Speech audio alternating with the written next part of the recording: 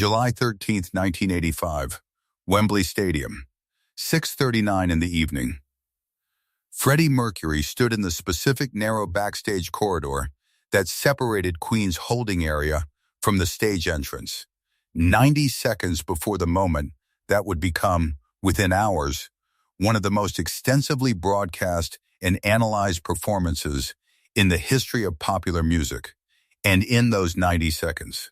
According to the account of an unnamed roadie who has spoken about this period only in fragments across the decades since, something occurred that no camera captured, no microphone recorded, and no subsequent documentary or retrospective has ever been able to fully reconstruct. The roadie, whose specific identity has never been confirmed through any primary source willing to speak on the record, has described, in the limited testimony that has reached researchers through secondhand channels, a Freddie Mercury who appeared, in those final 90 seconds, considerably more uncertain than the commanding, confident figure who would walk onto that stage moments later and deliver what history has since judged to be the single greatest live performance in rock music. Freddie had, according to this account, been pacing the narrow corridor space in the minutes leading up to Queen's stage call, a specific physical restlessness that several people backstage that day have confirmed through various other accounts, though the roadie's specific testimony adds a detail that has never appeared in any of Queen's own official retrospectives, or in Brian May's or Roger Taylor's various interviews addressing this legendary performance. The roadie has described Freddie stopping his pacing abruptly, according to this account, roughly 90 seconds before Queen's designated stage time, turning to face a small cluster of crew members who happened to be positioned nearby completing final equipment checks, and saying something that the roadie has characterized, across the different fragments of testimony that exist, as unlike anything he had heard Freddie say before any other performance across the several years he had worked with the band. This detail alone, the specificity of the timing, 90 seconds rather than some vaguer right before the performance, has become among the small circle of people who have encountered this story. Part of what lends it a particular credibility, the recognition that invented anecdotes about famous performances tend toward round, dramatic numbers, while genuine memories, particularly from people whose job involves precise timing and coordination,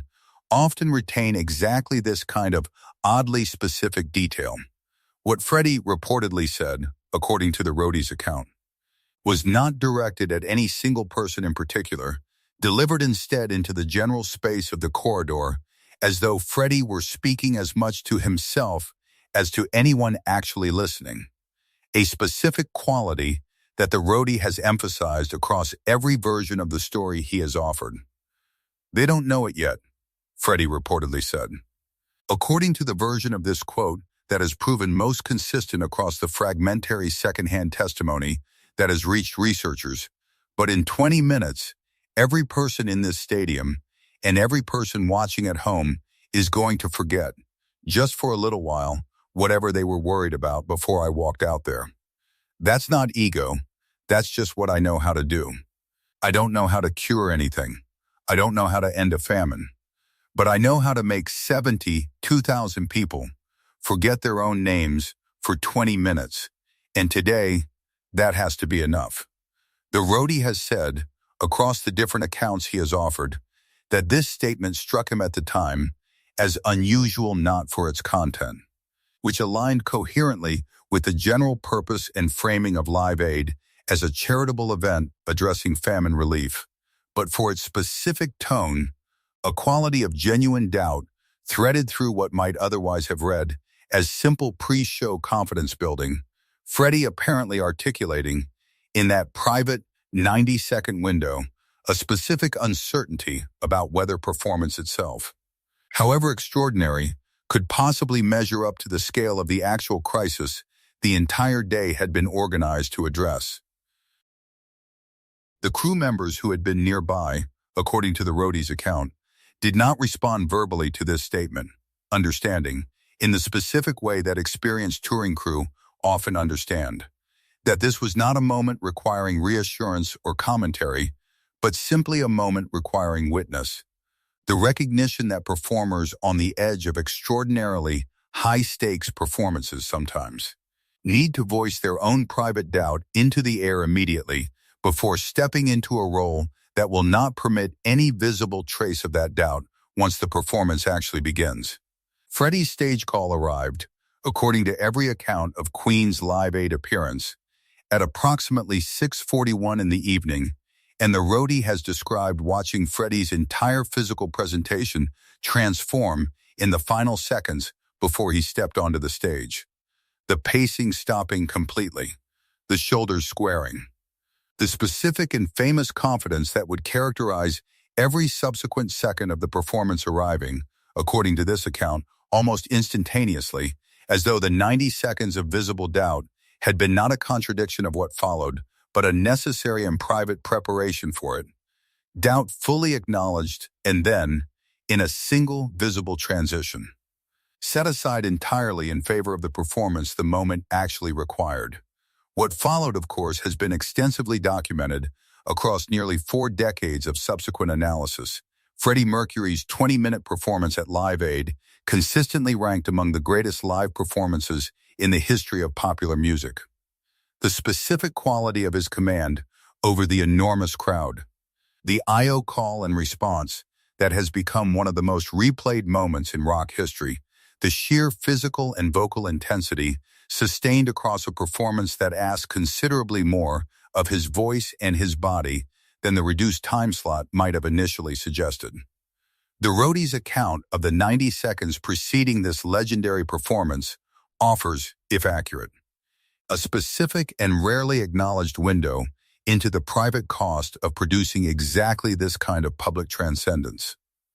The recognition that even Freddie Mercury, whose command of that stage would become, within hours, a defining cultural touchstone,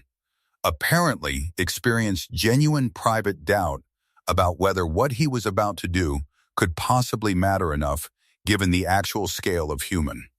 suffering the entire event existed to address.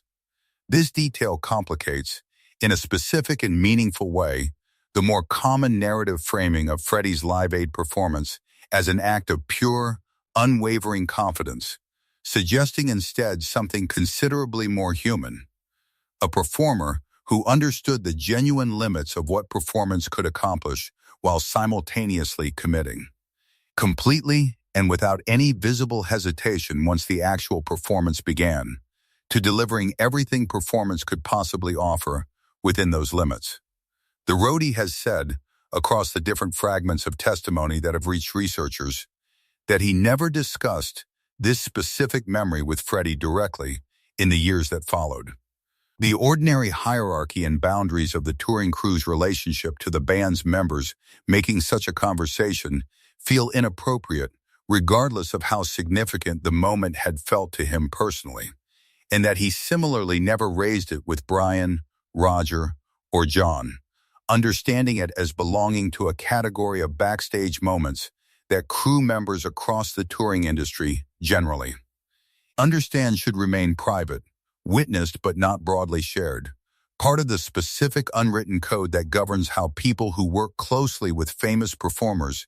typically handle the countless small, unguarded moments they happen to witness across years of proximity to careers built substantially on public performance of consistent, unwavering confidence. This code of discretion, according to people who study the broader culture of touring crews and roadies, explains why so much of what actually happens backstage before major performances across the entire history of popular music remains permanently unrecorded, a specific and largely unaddressed gap in the historical record that exists not because these moments lack significance, but because the people positioned to witness them have generally understood, whether through explicit instruction or simply absorbed professional culture, that their job includes protecting exactly this kind of private vulnerability from public exposure. What makes this particular fragment of testimony, if accurate, especially significant within the broader and extensively documented history of Live Aid, is the specific way it reframes the performance's meaning, without in any way diminishing its achieved greatness, suggesting that the transcendent confidence audiences witnessed for 20 minutes was not the absence of doubt, but its deliberate and complete transcendence, a performer who acknowledged, in a private 90-second window that no camera captured, the genuine limits of what he was about to attempt, and then proceeded to attempt it anyway, with a completeness and intensity that has left audiences and critics analyzing and celebrating those exact 20 minutes for nearly 4 decades since. The specific quote the roadie has attributed to Freddie, its acknowledgement that performance cannot cure famine, that its actual power is considerably more limited and more specific.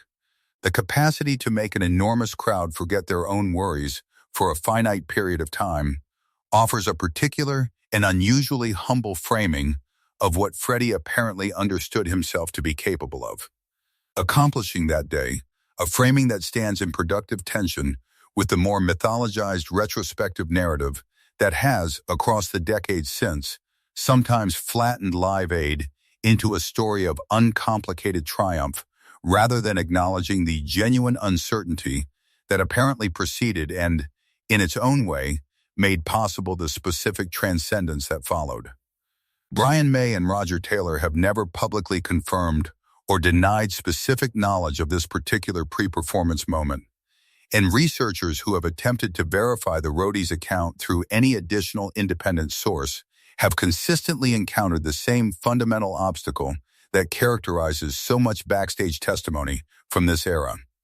the general absence of documentation for moments that occurred specifically because no camera or recording device was present to capture them. Moments whose only surviving evidence exists in the memory of the small number of people who happened to be standing in the right narrow corridor at exactly the right 90 seconds on a July evening in 1985. Whether the specific words attributed to Freddie in this account represent precise memory, reasonable paraphrase reconstructed across nearly 4 decades of retelling, or some combination of both, the underlying suggestion the story offers, that even the single most celebrated live performance in rock history was preceded by genuine private doubt, rather than uncomplicated confidence, aligns coherently with what is more broadly and reliably documented about Freddie Mercury's general relationship to performance, a well-established pattern across numerous separate accounts from people who worked with him across his entire career. The recognition that the specific confidence audiences witnessed on stage was frequently, according to this broader pattern of testimony, a deliberate and hard-won achievement rather than an effortless natural state, constructed anew before every single performance regardless of how many thousands of previous performances had already proven, beyond any reasonable doubt, that Freddie Mercury possessed exactly the specific and extraordinary capacity he privately, quietly,